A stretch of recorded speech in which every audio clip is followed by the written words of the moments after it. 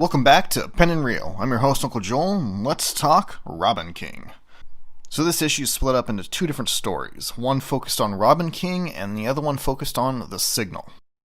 So the main portion of the book is a story called The Robin Who Would Be King, written by Peter Tomasi with art by Riley Rossmo.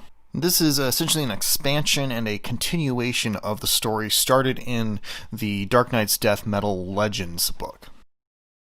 Normally, I'm a very character and story-focused reader.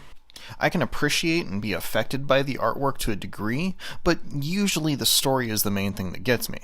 But in this book, the art was the main thing that affected me right off the bat. Rossmo has a very distinct art style that, personally, I don't feel quite fits this story. I do think it fits the character of the Robin King, but so much of the nature of the story just doesn't quite gel well with the art for me. You see, I feel like Rossmo's art fits much better with something like Invader Zim, something that can still be dark, but is lighthearted in nature. And so in that sense, if he's going to work in the DCU, I'd rather he deal with something like Captain Carrot, or maybe a Superman story that is dealing with Mixie Spitlick. Or if you're going to delve into the Batman stuff, have him deal with a story arc that deals with Batmite. And so I do feel like Robin King fits in that similar vein, but the overall story here doesn't really work that way for me, especially when Rossmo is dealing with other characters like Superman. I just feel like his art is a little too cartoonish for the dark nature of the story being told. Yes, a lot of it is very cartoony and very out there, but it's still a story that is taking itself seriously. Whereas I don't feel like Rossmo's art really lines up with the tone of the book. I see him in a very similar vein to someone like Scotty Young, who is very talented in his own right, but his art only fits certain styles of books, and I just don't feel like death metal in general is that type of book. On art aside, the story was okay. There was nothing here that really thrilled me, but it was a decent enough story in its own right.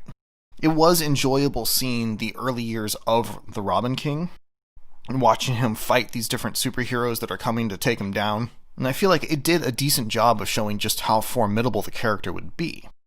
And I did really enjoy seeing that there was an adversarial nature between him and the Batman Who Laughs.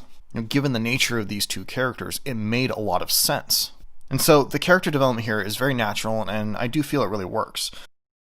I wouldn't really say that this is an essential read, as it doesn't do too much to add to the main event and the overarching story, but it does serve to give some good background to the Robin King and to kind of flesh out his character a little bit more. And so, art issues aside, I would say it was a decently entertaining read. And then the backup story, written by Tony Patrick with art by Daniel Sampere, is focused on a battle between Duke Thomas, aka The Signal, and this really weird evil Batman that has this really cool design in my opinion.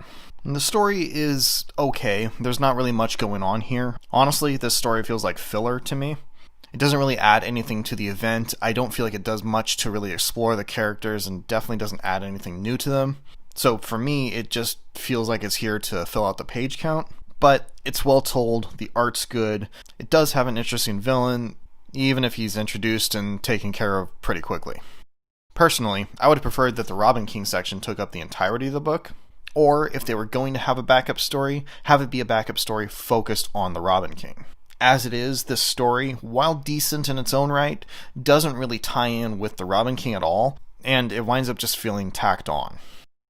Overall, I would say this issue is not really worth the price of admission, but it's decent, so if you're reading everything else, you might as well pick this up, though I wouldn't say it's necessary by any means. If you enjoyed and are interested in the Robin King himself, I'd say go for it, but otherwise, you could easily pass this by, and I would say you're not really missing much. But what do you think? Are you interested in the Robin King? Would you like to see more stories focused on the Robin King?